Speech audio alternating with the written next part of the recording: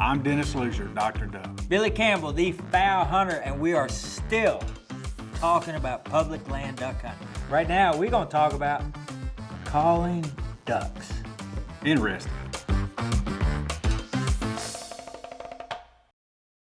We're not great duck callers. Right. How many contests you won? I wouldn't win. I wouldn't even place in a duck Well, call how many you contest. entered? Zero, because I know I wouldn't place. I mean, it's a pretty good percentage. Yeah. But I haven't entered any, No.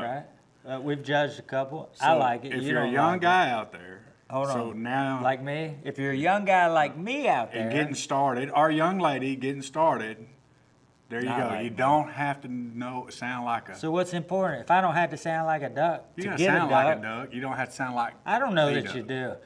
We got this one spot that we've hunted time and time again. We've been fortunate enough to have an invite, and you know what place I'm talking about. Shh, shh, shh. The gentleman that invites us is not a very good duck. I mean, when I hear it, I tell you what. This is him and a duck. And look, I'm not making fun of him or being critical of anyone's skill level. My point is, it is not important. No. And here they coming. We got 6, they coming. Oh, where they at? There they are.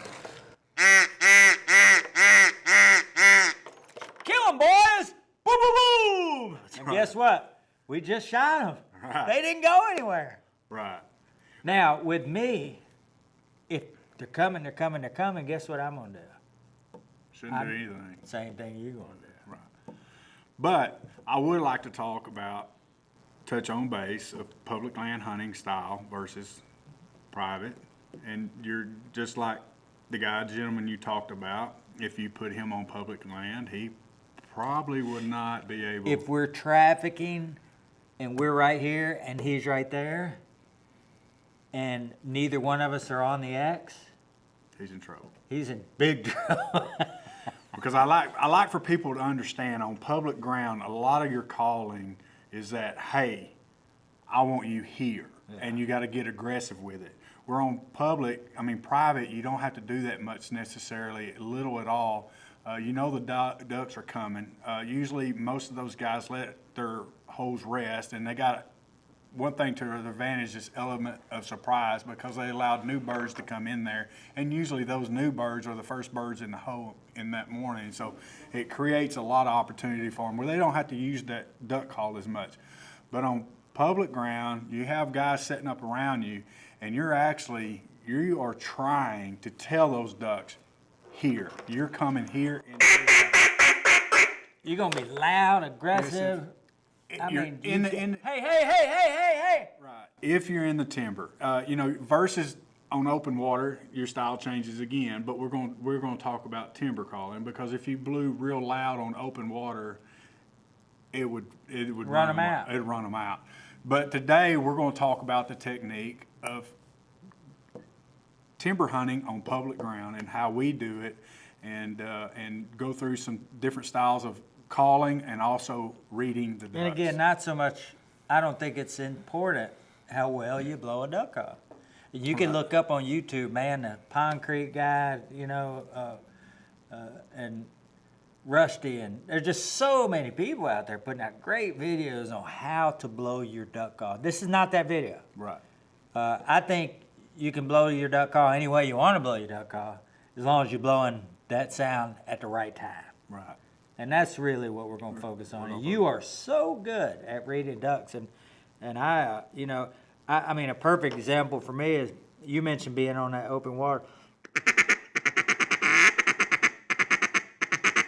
That little, you hear refuge feed, you hear this kind of feed, this chuckle, these slow little.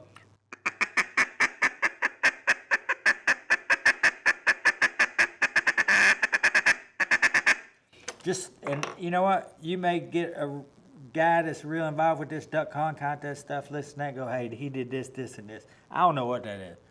To me, that's birds chuckling, right, feeding. And in the perfect situation, Dennis has done his homework. He has found the birds. We know we're on the X. Right. And they are coming. They are coming. And that's the only thing I'll use in that situation, and that's because you figured out on public land, we want to get those birds on the water every time, if we can. But if we're hunting in a situation that has pressure around us, it would be to our benefit to get those ducks on the water as quickly as possible. And from the scouting scenario, if you've done the scouting, the way I scout is that, hey, I go back to my guys and say, hey, tomorrow they're coming in, they got a lot of confidence, and on the calling, this is what we probably need to follow the lines on, because they're coming, so let's don't mess it up. Let's don't create something for them to look at to give them less confidence in coming in.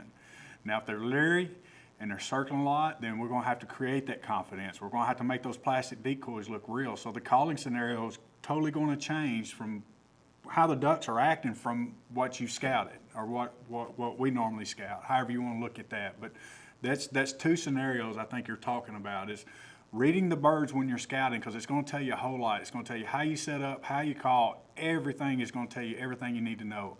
So what Billy was saying is, from that, if they're coming in and they're coming on the line, the last thing you want to do is call at them. If they're coming, just let them come. Yeah. But if, like I said too, if I'm trying to get them down quick, if they make that initial turn, you'll hear them on turns and tail feathers, right? It's kind of a rule of thumb. You've always done a great job historically of, with this wind that we have right now, these ducks are trying to get in this very specific pocket right here. Right. If I hit any type of call too early and I turn that duck a little, if I make that duck go, woo, I'm going to see her, and he turns a little early before that spot that you see all these ducks are wanting to get into, that's going to force him back over our head again, Right. give him another look at what we're trying to conceal back here with the guys, and then he's going to start on that loop again. If I wait till he gets too far out, right, depending on wind direction, he could be down there. So when I use that, even though I don't want to use anything, he turns that first corner, you've already diagnosed that them ducks want to sit right in this slot. Your job is to use that little call to squeeze him into where he's supposed to be. If that makes sense. Yeah, so the thing I look at is kind of like landing a plane, you know? Exactly. So this guy, who's this guy? Yeah, who's this guy? He's doing this, right? So you're looking down here. You want to have tunnel vision when you're duck hunting. Now, I'm looking down here. This is the lane they want to hit, and they're going to come right in. They land into the wind, just like an airplane. So, like Billy said, you don't want to cut them in too early or too late. You don't want them to swing too far behind you. You don't want to let them drift back. So basically, what we try to create, what I like to do is, hey, if they're coming in, you let them come. If they start tailing off to one side or the other, the side that's they're tailing to, the opposite side needs Bring to him back call. in. So if they're tailing off to this direction, you got guys on this side, these guys need to hit the call to drift him back. Same thing, if he starts drifting too far this way to get over and see where that duck call's coming from, these guys need to call. They need to drift him back. Keep him in that lane. And it doesn't have to be anything big. We're just trying to, hey, we need to be, they're over here. They're over here. You got to realize too, on public ground, you got your competition guys over here too. They also call and they also hear those ducks. So you can't let them drift too far, or they're going to pick them off of you. So you want to keep them lined up. And usually the guys that are in the center. Usually that's where Billy's at or somewhere like that, because he has to make the determination. Hey, do I got to call that duck all the way into the water, or do I need to get quiet? What is he doing? What is he doing with his wings? If his wings are flapping just like us, we get really excited, we start moving real fast. Same thing in a duck. He gets excited or he gets alarmed, and he's going to start if he hears something he don't like, his wings are going to pick up and start flying a little faster. But if he's floating in like an old kite, drifting in slow, and continue to do it until he bumps that wing. If he bumps that wing, maybe you get a little quiet. Maybe he heard something in there he didn't like. You see what happens. Get quiet, get loud. Just kind of read those wings as fast as you can. They'll tell you everything you know. But keeping them lined up is the key to it. And hopefully they get focused on your decoys. Now, if they lighten up and they stay on the treetops and they come over the top of you, and that's what we talked about. I don't want them drifting too far back. So basically, when they get so far back, everybody starts calling them, get them back. And as long as they're going upwind, let them go. Let them go for almost out of sight, then turn them. Give them a chance to get relined up, because like Billy said, if you turn them too early, then they're going to swing right over the back of you. So the thing you're trying to do, and what we try to do, is I don't want them interested in the duck calls. I'm trying to get them interested in the decoys. But a lot of times, those mallards in late season, they're trying to pinpoint that duck call. They're looking for it. So if he's on the top of you, the last thing you want to do is do anything. You don't want to call.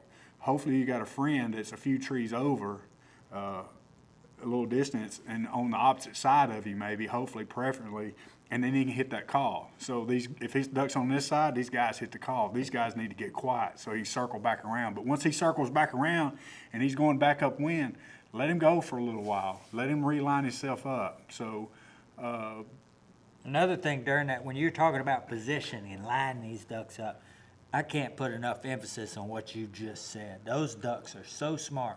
And at the end of the year, you think about it like this, all through the season, they go into the club. You throwing the club at them. You got hundreds of decoys out. Man, we got the party going on here, and everybody's pouring in. Big limits opening weekend. It's such a good time. By the end of the year, everybody getting a hotel room. You know, the birds are pairing up, getting in that mating phase. They want to get away from the club. They're going into thicker, heavier areas with brush and stuff. And like you said, they are specifically looking for that call. Something you need to remember, I'm thinking I'm calling this duck, where you got, it's kind of like a loaded gun, right? Whichever way you point that gun where you're shooting, this duck call the same way. And a lot of people don't understand that. And while that duck, that male drake is looking for this hen that I'm hitting, a lot of times, and you know this because you and I do it both, we will turn. And if that duck is over there and I'm trying to tell it, hey, over here, over here, over here, I'm going to turn back and I'm going to do one of two things. I'm going to shoot that gun right at the water, or maybe even over here, so that I make sure that duck realizes that sound is behind him. Because if I blow, oh, there he is, and I'm going to wail at him this way and I reflect that sound, project that sound off the water at the duck, there's a possibility that duck may not realize that I'm way back here. A lot of times, most of the time, what I see is that usually, if you do it just right, it flares them off. That's a good point. And so the thing is when you blow that duck call right at them, you're taking a great chance when they're working in close. Blowing them out. Blowing them out. A lot of times it's not what they see; it's sometimes it's what they hear. Yeah. And so when they can hear. And they can hear. So when it's not natural, and you blow that duck call at a certain pitch, it will flare them out. Hey, we had that guy last year. Hey, there he is, right there on top. And that duck went. He goes, what happened to him, Billy? You know, ducks got ears. Right, they can hear very well. And a perfect example of that is when you scout, there's a lot of times when I do scout, and the reason I learned that they can hear very well is because, you know, they if you ever try to sneak up on a duck, that'll let you know how well they hear. It's tough.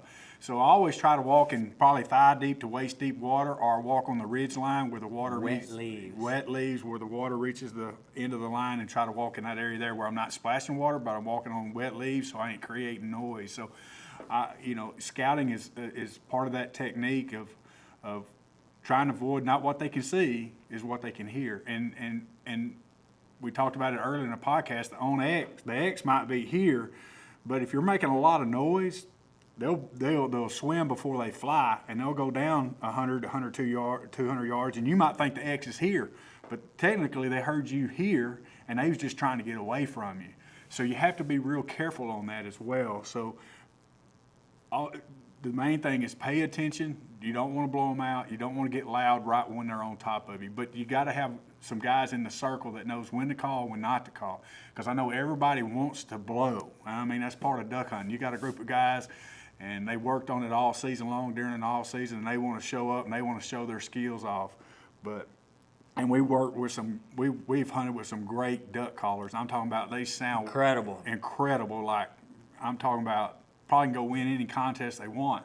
But the problem was they didn't know when to blow it and when to put it down. So those are things more when to put it down. Yeah, more when to put it down. But a lot of those details the ducks will tell you if you're paying attention. And their wings is the first thing I look at. They'll tell you if they're comfortable, or they'll tell you if they're getting a little excited.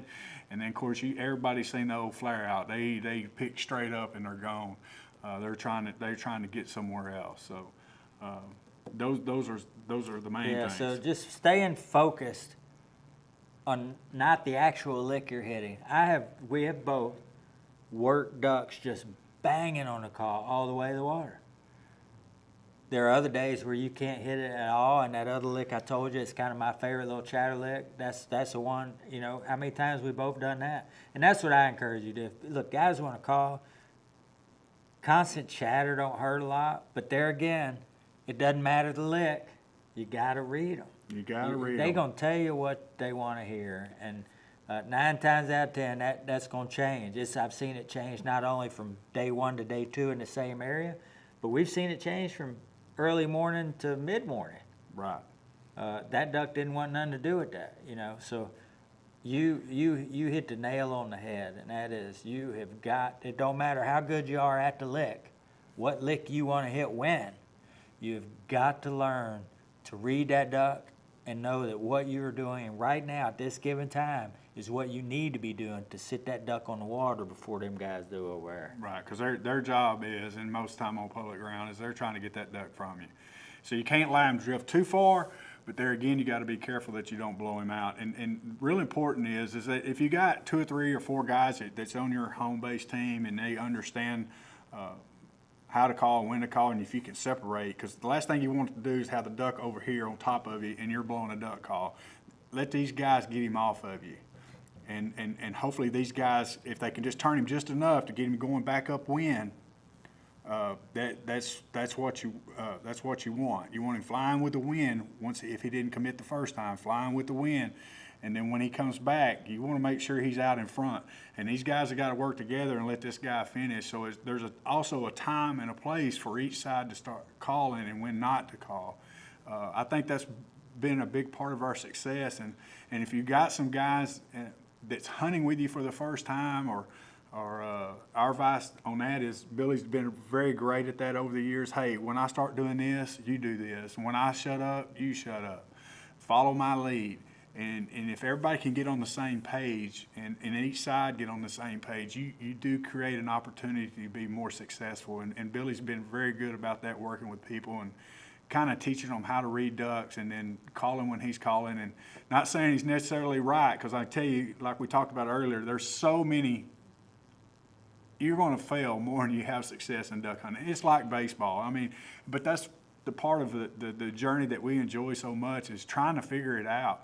It's the scouting part, the time, the investment to go out there and do it, and then getting them in there, and then you put all this work to get there, and then to have that success at the end is really great. But if you don't, you got to learn from each time you go. But if you got a bunch of guys that can work together, your opportunity is going to be greater. Tell us what we missed.